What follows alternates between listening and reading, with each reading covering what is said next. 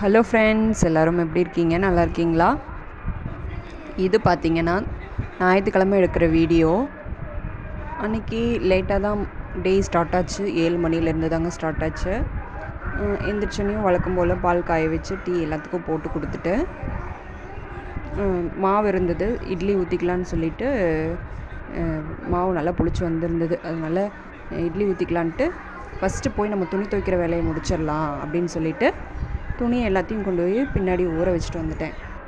ஏன்னா ஃபஸ்ட்டு இந்த வெயிலுக்கு முன்னாடியே துணி அலசி போட்டுட்டோன்னா மற்ற வேலையை நம்ம வீட்டுக்குள்ளே செய்கிற வேலையை சீக்கிரமாக செஞ்சுக்கலாம். வெயில் வந்துருச்சுன்னா அந்த இடத்துக்கு நிற்கவே முடியாது. ஏன்னா மொட்டை வெயில் அடிக்கும், பக்கத்தில் மரம் அந்த மாதிரி எதுவுமே கிடையாது. ஸோ துணியை நனைய வச்சுட்டு இங்கே சாப்பாட்டு வேலையை பார்க்கலான்னு சொல்லி கிச்சனுக்கு வந்தாச்சுங்க.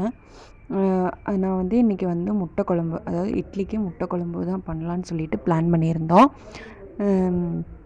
இட்லி ஒரு அடுப்பில் ஊற்றி வச்சுட்டு சைடில் மசாலா வறுத்துட்ருந்தேன். மசாலா வறுக்கிறதுக்கு ஒரு அடுப்பில் வடசட்டி வச்சு அதில் எண்ணெய் விட்டு காஞ்ச மிளகாய், கொத்தமல்லி, கருவேப்பிலை, சீரகம், சோம்பு, மிளகு, பட்டை, 2 கிராம்பு மட்டும் வறுத்து அதை தனியாக எடுத்து வச்சுட்டு அதே வடசட்டி அடுப்பில் வச்சு அதில் வெங்காயம், பூண்டு, 2 பழுத்த தக்காளி இதெல்லாம் சேர்த்து வணக்கிக்கலாங்க. அதே வடசட்டி வச்சு வணக்கிக்கலாங்க.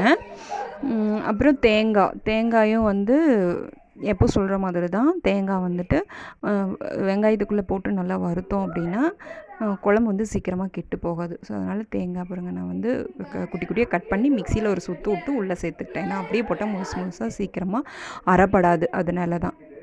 அப்புறம் இந்த கொத்தமல்லி இதெல்லாம் வறுத்தோம் இல்லைங்களா, அதையும் பவுட்ரு பண்ணி அதுக்குள்ளேயே சேர்த்து மொத்தமாக கொஞ்சம் மஞ்சத்தூள் போட்டு மொத்தமாக எல்லாம் கிளறி ஆற வச்சுட்டு அதை பேஸ்ட் பண்ணிக்கலாம். பக்கத்து அடுப்புலேயே முட்டை வேக வச்சுட்டேன் நான்.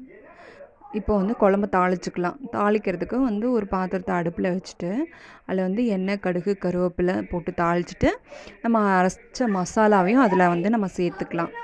சேர்த்துட்டு நம்ம தேவையான அளவு தண்ணி விட்டுட்டு உப்பு சேர்த்துக்கிறோம். இது ரொம்ப சிம்பிள் தான்.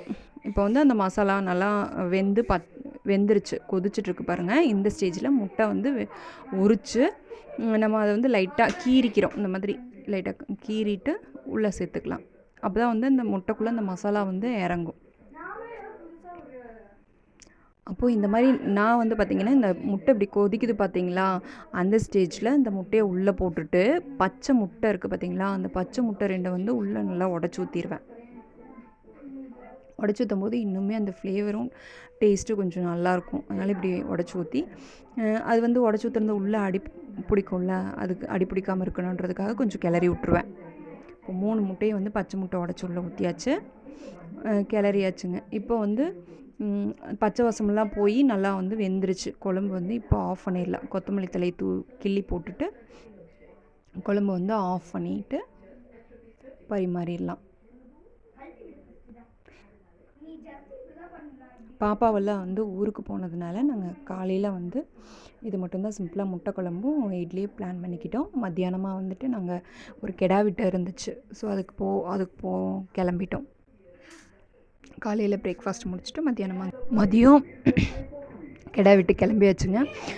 எல்லாமே அவங்க கோயில்லையே வச்சுருந்தாங்க, வீட்டுக்கு எடுத்துகிட்டு வரல. கெடா வெட்டி அங்கே கோயில்லையே அடசல் போட்டிருந்தாங்க.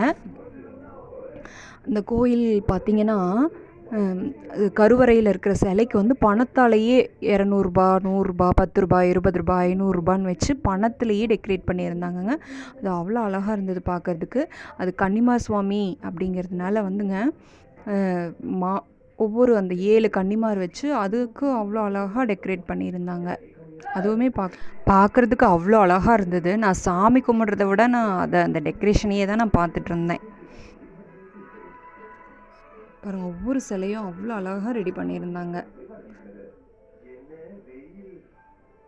சூப்பராக இருக்குல்ல. சாமியெல்லாம் கும்பிட்டு முடிச்சுட்டு சரி நம்ம எதுக்கு வந்தோம், கெடா விருந்து சாப்பிட தானே வந்தோம் அப்படின்னு சொல்லிட்டு நாங்கள் போய் விருந்தெல்லாம் சாப்பிட்டு, ஏன்னா அவங்க வீட்லேயே இருந்தாலும் பரவாயில்ல, கோயில்லையே வச்சுருந்தாங்க, கெடா விருந்து வச்சுருந்தாங்க. கிளம்பிட்டாங்கன்னா என்ன பண்ணுறதுன்னு சொல்லிட்டு நம்ம வந்த வேலையை பார்த்துடலான்னு போய் சாப்பிட்டுட்டு கிளம்பியாச்சு.